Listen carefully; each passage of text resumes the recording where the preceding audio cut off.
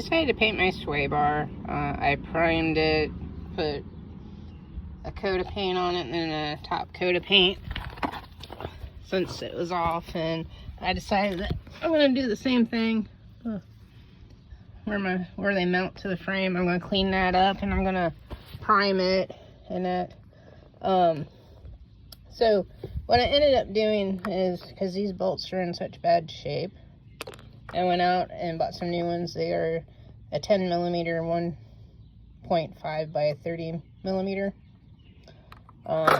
So I went out and bought a tap because I didn't have any Matrika taps, and I just ran the threads on all the bolt locations, so then that way I have a nice clean thread to thread these new bolts up into.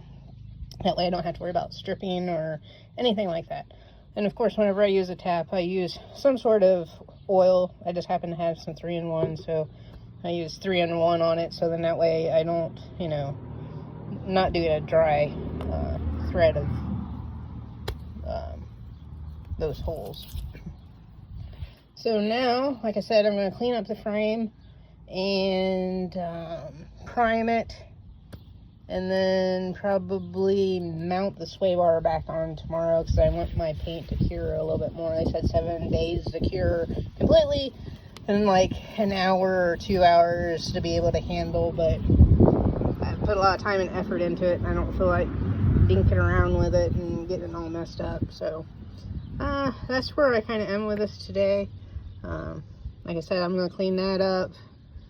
I don't know how far up the frame I'm going to go. As you can see, I do have a weak spot in the front here, which I'm not too concerned about. That is where the steering goes, but for now, it's good enough. So I might go clear up to here, I don't know, and all the way back. I don't know. This one's in better shape, so I might just do the same. Well, come all the way up and all the way back over here too. And I did notice I have an oil leak coming from somewhere, not for sure where. It's coming down that hose, and it could be my valve covers, in which I have a new gasket kit coming. It should be here Wednesday. It's basically the complete gasket kit for this engine, because like I said, I do have a coolant leak. Right now it's internal, and I don't know if it's in the heads or if it's in the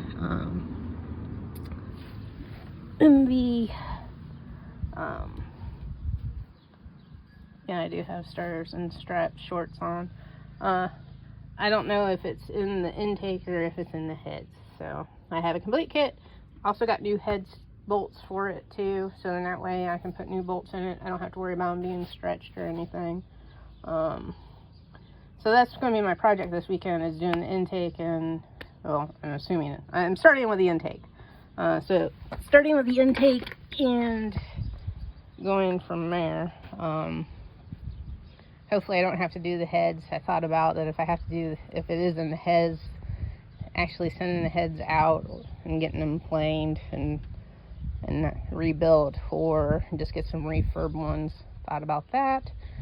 Don't know. Then of course, and that leads you to the exhaust manifolds, and then I'm like, well, I don't want to mess with the exhaust manifolds. And I think I found a set of headers for it, so I would get headers if I had to replace the exhaust manifolds. So we'll see. And I did wash this today. I washed the rust.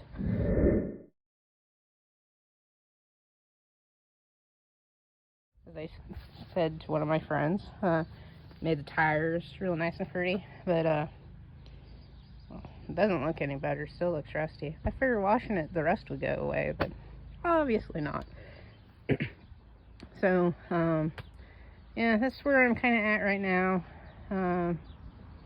I don't think the engine will be too bad with doing that intake. I've already had the distributor out. Like I said, I had to replace the distributor at one point in time, so none of that's real difficult. So yeah, I'm just hoping it's in the intake and I don't have to pull the heads, because then that leads me down a whole nother path of things that, well, should I get new push rods? Should I get a different cam and put, what is it, a stroker cam in there, or, you know, whatever. should I just pull the whole engine, send the whole engine out to be planed and bored over, and yeah. I really don't want to do that. I don't want to go down that route right now. So, yeah. Sway bar, clean that up, get that done at least. And then this weekend, like I said, well, weather's supposed to be crappy here. I kind of forgot about that. It's supposed to rain like all 4th of July weekend, and I was hoping it wouldn't, because then I'd have a whole, 3 days to get this thing put back together. So, I don't know. But there's content coming with intake and possibly heads on this one then. And, yeah, should be good to go. I'll probably clean it up while I have the intake off, or doing all that. I'll probably do valve covers, clean them up and paint them as well, since I'll be in there doing that. So more content to come, more S10 fun. Alright, so I got the sway bar painted. Not for sure how the scuff got into it, because where I had it sitting and hanging, there was no way for that to happen. So I don't know whether someone knocked it over. It looks like it's here as well. So I guess I'll have to touch it up. But the bushings I got are the energy suppression bushings. These guys. And they're greasable. So I'm going to put these on here and bolt it back in. I got new bolts for it. And that. So I'll replace those. And then I'll put in those back bushings after I get it installed. And then go from there. I'll put them in and then I'll grease them, so that way I don't have to deal with it.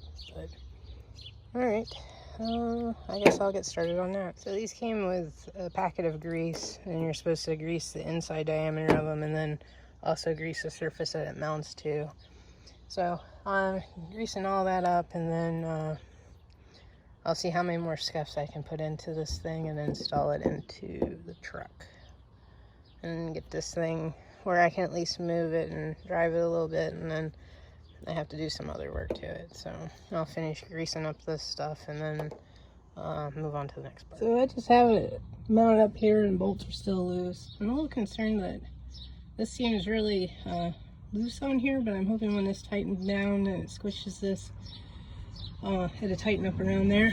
So I have them loose because there's a lot of play back and forth, and I can move it up and down because these are slotted. So I'm going to put these other bushings on, and then I'll come back and tighten these up, so then that way everything's in alignment, and then I can just snug everything down.